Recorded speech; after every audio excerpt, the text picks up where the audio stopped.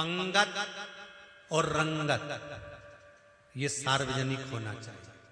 जम के बोलो, क्या क्या जम के बोलो जरा।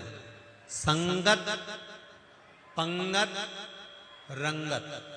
रंगत का मतलब होता है रहना।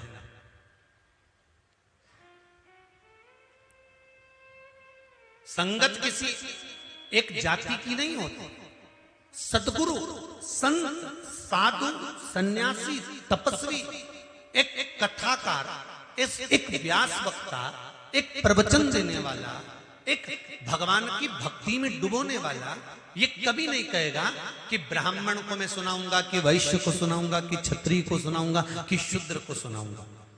गुरु नानक देव ने कहा पंगत, संगत और रंगत सबके लिए होना चाहिए। इसमें किसी एक जाति, एक बिरादरी या एक वर्ण का नहीं, ये सबके लिए। संगत सबके लिए, सत्संग सबके लिए। पंगत, जब पंगत होती है तो उस पंगत में ये नहीं देखा जाता कि यहाँ ब्राह्मण बैठेगा तो यहाँ क्षत्रिय बैठेगा, तो यहाँ वैश्य बैठेगा, तो यहाँ शूद्र बैठेगा।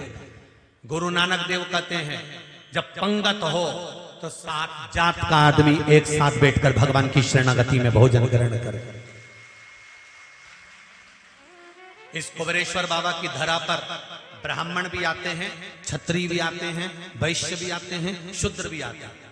और जब आप लोग खिचड़ी प्रसाद खाने के लिए खड़े होते होंगे, 7 जात का आदमी हाथ में थाली लेकर खिचड़ी प्रसाद को पाता है। यहाँ ना तो ब्राह्मण, ना क्षत्रिय, ना वैश्य, ना शूद्र, यहाँ तो पंगत एक है। और यहाँ कितने ब्राह्मण बैठे हैं, कितने क्षत्रिय बैठे हैं, कितने वैश्य बैठे हैं, कितने शूद्र बैठे हैं, ये हमको भी नहीं मालूम। इस कथा में कौन कितना वर्ण का, किस वर्ण का बैठा है कि कोई मतलब नहीं कि किस वर्ण का है। यहाँ तो गुरु नानक देव ने अपनी भाषा में कहा कि संगत भी सबके लिए हो और पंगत भी सबके लिए हो, और रंगत अर्थात रहने की व्यवस्था भी। ये नहीं कि वीआईपी आया तो इसके लिए ये कमरा होना चाहिए, वो आया तो उसके लिए वो कमरा, नहीं नहीं। रहने की व्यवस्था में भी ब्राह्मण है, क्षत्रिय, वैश्य है, शूद्र है, एक जाजम पर सब आए, बैठें और अपने जीवन का आनंद पाएं। तो कहा जब संगत, रंगत और पंगत एक जैसी सबके लिए हो जाती है तो वहां फिर परमात्मा स्वयं अवतरित होकर आशीर्वाद प्रदान कर कर चला जाता है।